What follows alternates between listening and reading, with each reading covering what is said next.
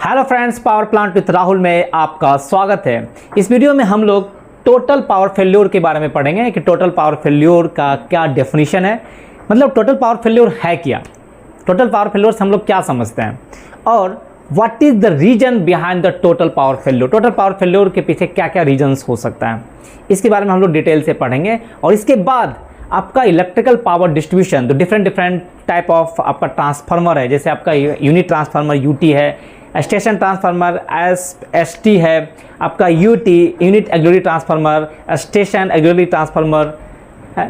इसके बारे में भी हम लोग आपका इमरजेंसी बोर्ड क्या होता है, ठीक है, तो इसके बारे में भी हम लोग इलेक्ट्रिकल बोर्ड के बारे में भी थोड़ा सा बेसिक इन्फॉर्मेशन पढ़ेंगे।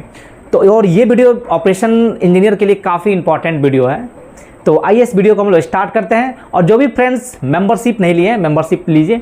और इसमें मेंबरशिप लेने से आपको फ्रेंड्स फ़ायदा क्या मिलेगा कि आपको मेरा व्हाट्सएप नंबर मिल जाएगा और आपको कुछ भी अगर डाउट हो पावर प्लांट से रिलेटेड, आप मुझे मैसेज कीजिए, मैं इसमें आपको रिप्लाई दूंगा। और वीडियो अगर पसंद आए तो लाइक, सब्सक्राइब और शेयर करना ना भूलें। आइए इस वीडियो को स्टार्ट करते हैं।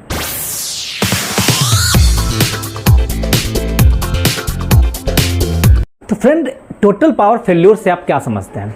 टोटल पावर फेल्योर मतलब होता है complete blackout, means power outage, means complete loss of electrical power supply to the plant. Plant में आपका ढेर सारा इक्विपमेंट्स है, उस इक्विपमेंट को चलाने के लिए आपका एसी मोटर लगा हुआ है, एसी मोटर में पावर सप्लाई दिया जाता है। तो आपका एसी पावर का लॉस हो जाता है, सारा इक्विपमेंट आपका ट्रिप हो जाता है, जितना भी एसी ड्रिवन मोटर है सब आपका ट्रिप हो जाता है due to the loss of the power. Means complete loss of power within the plant, means plant is not able to produce any power to the grid। इसमें आपका internal power के साथ साथ एक्सटर्नल पावर का भी loss हो जाता है। जैसे आपका यूटी बोर्ड है, यूटी बोर्ड आप इंटरनल चार्ज करते हैं, यूटी ट्रांसफार्मर जो होता है वो खुद आप चार्ज करते हैं। जब आपका यूनिट 50-60 मेगावाट पे आ जाता है then you can charge the UT board. और जब तक आपका यूटी बोर्ड चार्ज नहीं होता है तो फिर हम लोग जितना भी इक्विपमेंट है, ड्राइव्स है, सब हम लोग एसटी ट्रांसफार्मर से हम लोग चार्ज करते हैं। एसटी ट्रांसफार्मर से जितना भी बोर्ड है आपका 11 केवी है या 3.3 केवी है या 415 वोल्ट है, उसका मेन पावर सोर्स जो होता है वो एसटी होता है, मीन्स स्टेशन ट्रांसफार्मर होता है। और स्टेशन ट्रांसफार्मर का जो हम लोग चार्ज करते हैं वो बस से करते हैं, आपका 400 केवी बस हो या इन केस ऑफ 500 मेगावाट, और इन केस ऑफ अगर 210 मेगावाट या 250 मेगावाट है तो 220 केवी बस से हम लोग स्टेशन ट्रांसफार्मर को चार्ज करते हैं। एक्सटर्नल पावर सप्लाई लेते हैं, पहले एसटी बोर्ड को चार्ज करते हैं, और जब एसटी बोर्ड आपका चार्ज हो जाता है तो फिर हम लोग 11 केवी का बोर्ड चार्ज करते हैं।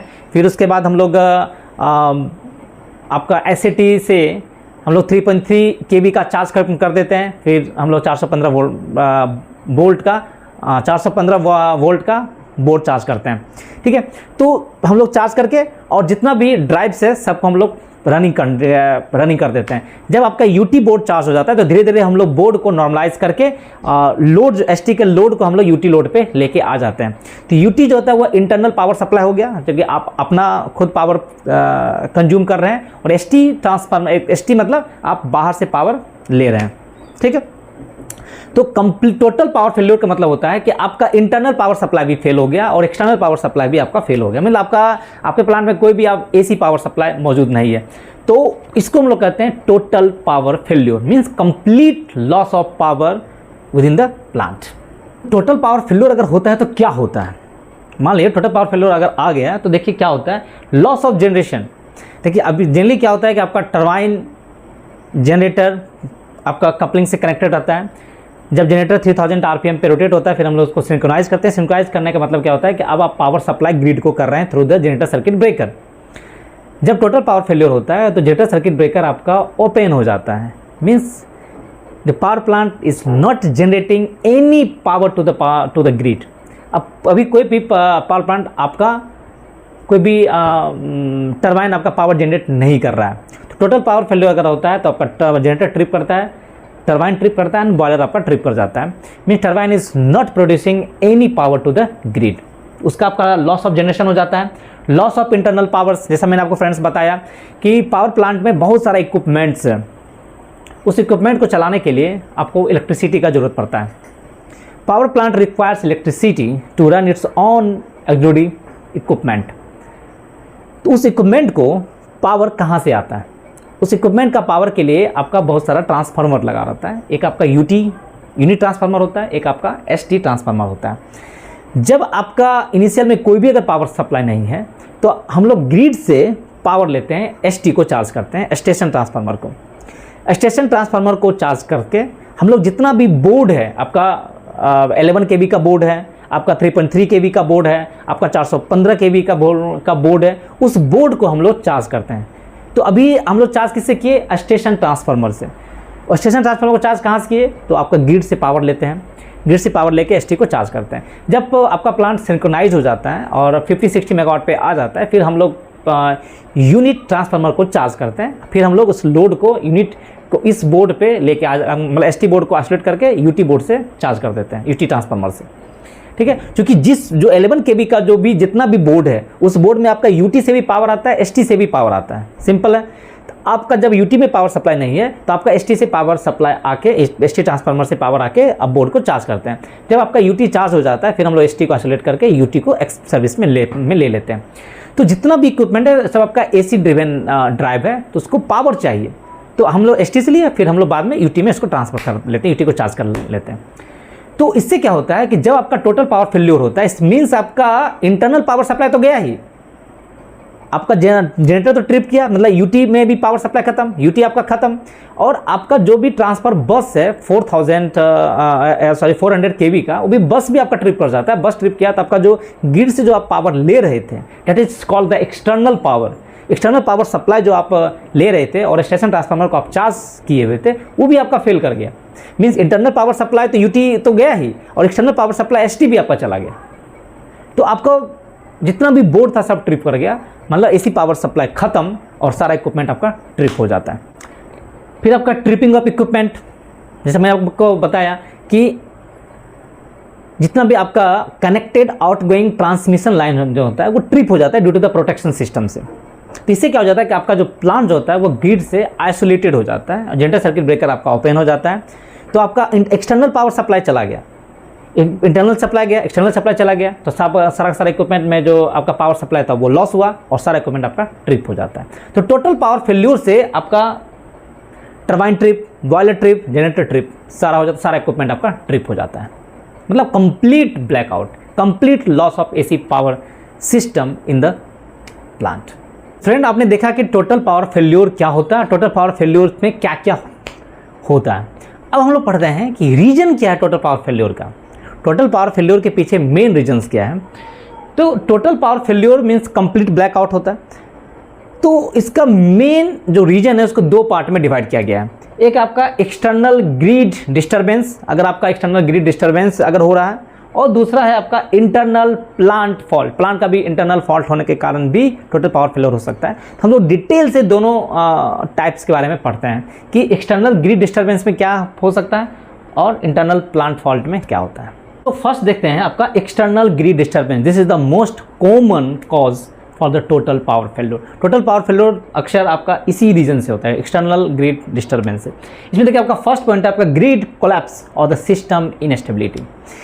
देखिए फ्रेंड्स, आपका जो पावर प्लांट है वो ग्रिड से कनेक्टेड है और उस ग्रिड में बहुत सारा पावर प्लांट कनेक्टेड है, और ग्रिड में जो होता है आपका एनर्जी तो स्टोर होता नहीं है, आपका जितना जनरेशन हो रहा है उतना आपका कंजम्पशन हो रहा है।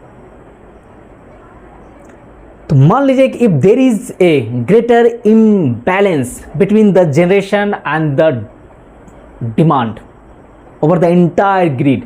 मान लीजिए कि आपका ये मान लीजिए बस बार है, आपका प्लांट क्या है बस बार से कनेक्टेड है। बस बार मान लीजिए बस बार है, ये 400 केवी का आपका मान लीजिए बस बार है, ठीक है।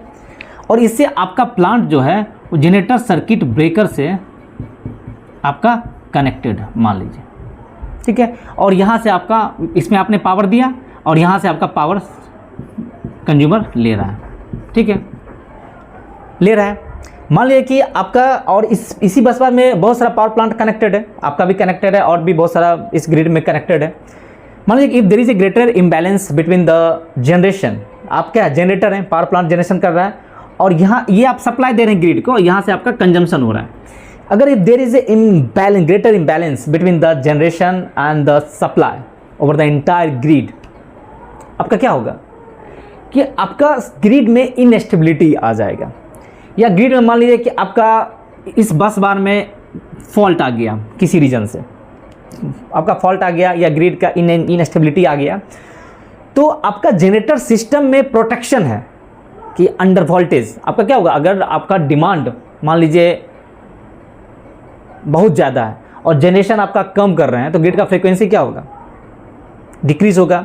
और जब आपका जनरेशन बहुत ज़्यादा कर रहे हैं और आपका कंजम्पशन ही नहीं हो रहा है, तो आपका फ्रीक्वेंसी हाई हो जाएगा।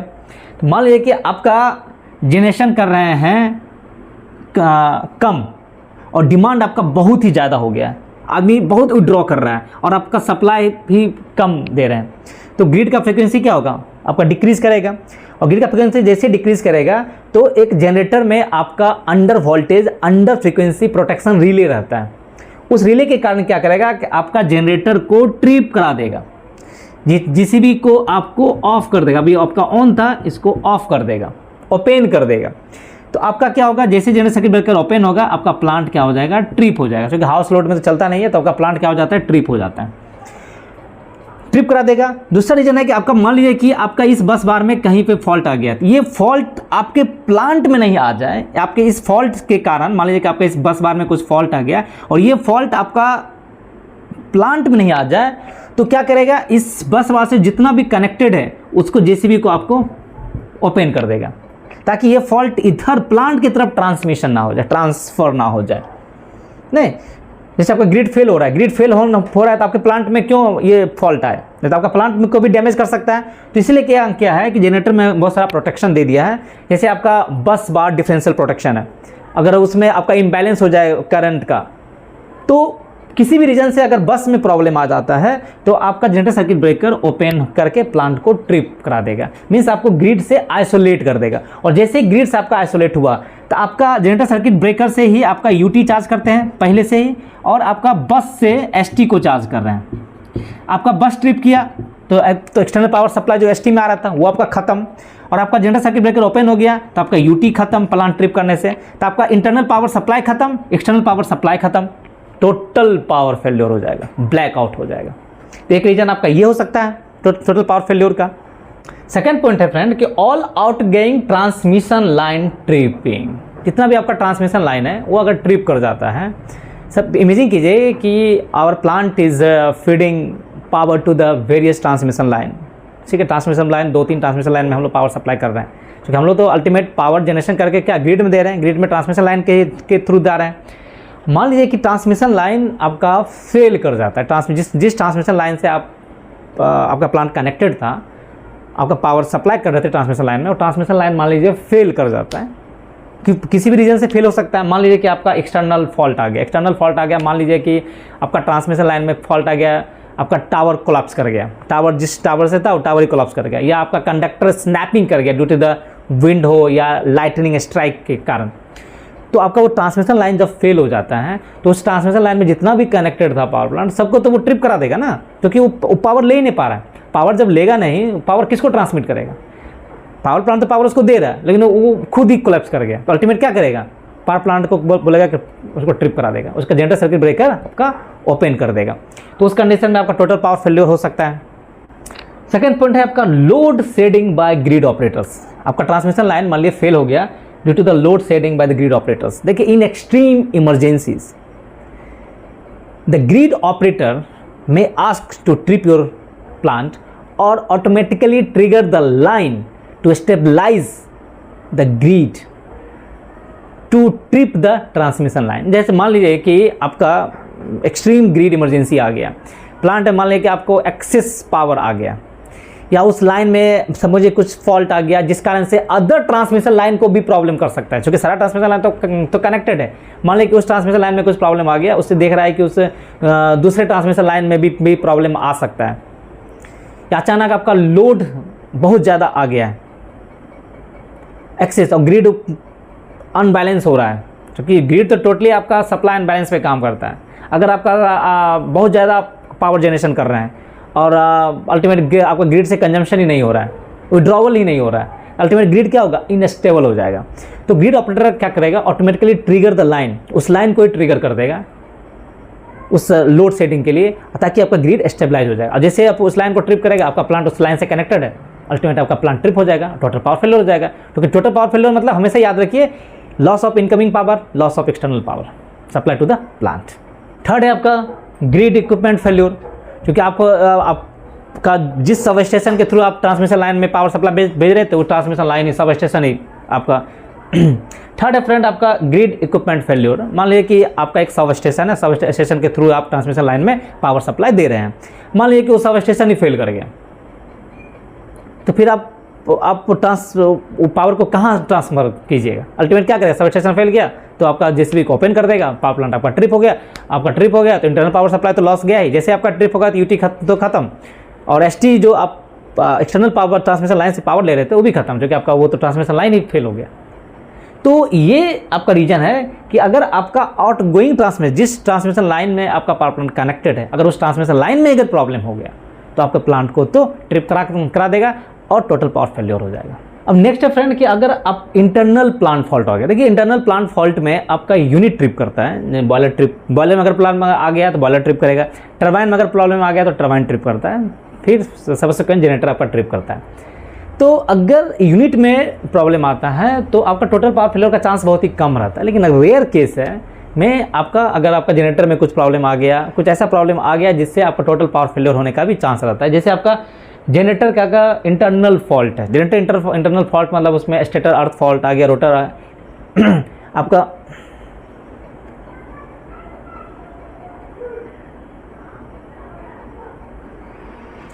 फ्रेंड सेकंड हम लोग देखते हैं इंटरनल प्लांट फॉल्ट। देखिए फ्रेंड्स, इंटरनल प्लांट फॉल्ट में आपका यूनिट ट्रिप करेगा, आपका टरबाइन के अंदर अगर प्रोटेक्शन एक्ट किया तो बॉयलर तो टरबाइन ट्रिप करेगा, बॉयलर में अगर प्रोटेक्शन एक्ट किया तो बॉयलर ट्रिप करेगा, अल्टीमेट आपका जनरेटर ट्रिप करेगा।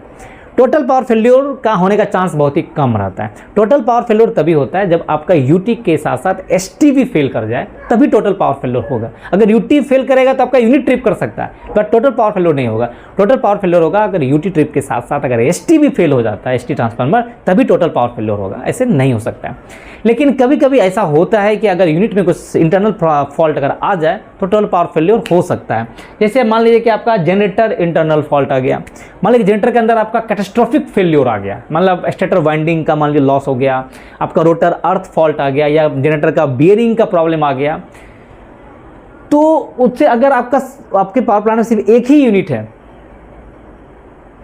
तो आपका टोटल पावर फेल्योर उस कंडीशन में हो सकता है। अगर मल्टी यूनिट है तो थोड़ा बहुत इफेक्ट पड़ेगा, बट टोटल पावर फेल्योर का चांस आपका कम रहेगा। जैसे आपका सेकंड पॉइंट है मेन ट्रांसफार्मर फॉल्ट।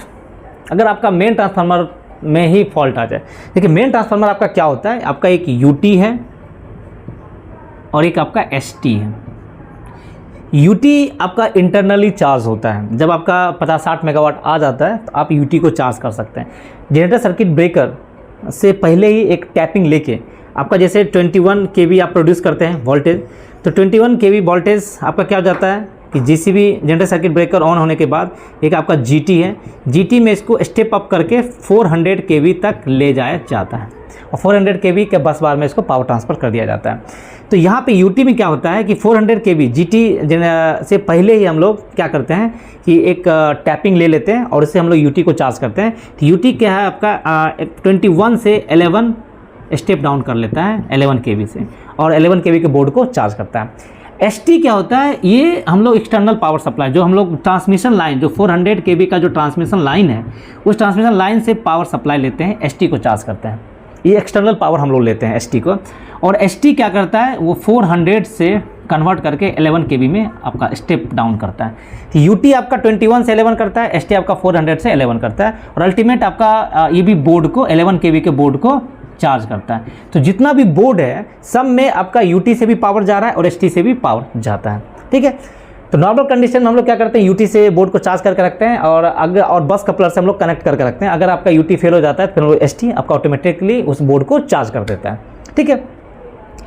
तो मान लीजिए कि आपका यूटी में प्रॉब्लम आ गया तो आपका यूनिट तो ट्रिप करना ही है, लेकिन मान लीजिए अगर किसी कारण से आपका एसटी में ज़बरदस्त प्रॉब्लम आ गया, एसटी में प्रॉब्लम आ गया, तो आपका इंटरनल पावर सप्लाई तो यूटी से चला गया, और एसटी में जो एक्सटर्नल पावर हम लोग ले रहे थे, अगर एसटी में ही प्रॉब्लम आ गया अब तो उसके बाद क्या होगा, आपका यूनिट में कोई पावर ही नहीं बचा, एसी पावर सप्लाई खत्म, तो सारा इक्विपमेंट आपका ट्रिप कर जाएगा, टोटल पावर फेल्योर हो सकता है। तो फ्रेंड टोटल पावर फेल्योर का जो अगर मोटा मोटी अगर हम समझें कि अगर इंटरनल प्लांट फॉल्ट में एसटी में अगर प्रॉब्लम आ गया तो टोटल पावर फेल्योर हो सकता है। अगर आपका ट्रांसमिशन लाइन में अगर प्रॉब्लम आ गया, डेट इज़ ग्रिड के कारण अगर किसी कारण से प्रॉब्लम हो जाता है तो भी आपका टोटल पावर फेल्योर आ जाता है। तो फ्रेंड इस वीडियो में आपने देखा कि टोटल पावर फेल्योर क्या होता है, टोटल पावर फेल्योर होने से प्लांट में क्या इफेक्ट आता है और टोटल पावर फेल्योर होने का मेन क्या रीजन्स है। तो इस वीडियो को आपको देखने से एक ओवरव्यू मिल गया होगा कि टोटल पावर फेल्योर क्या होता है और इसका क्या क्या रीजन्स है। तो वीडियो अगर पसंद आए तो लाइक, सब्सक्राइब और शेयर करना ना भूलें। नेक्स्ट वीडियो में मैं इलेक्ट्रिकल बोर्ड के बारे में बताऊंगा, ट्रांसफार्मर का, ST, UT transformer, UT, ST, जो कि मुझे इस वीडियो में ये सब कवर करना था, बट लेंथी वीडियो हो जाता, लंबा वीडियो हो जाता, इस कारण से मैं इसको नेक्स्ट पार्ट में कवर करूँगा। Thank you.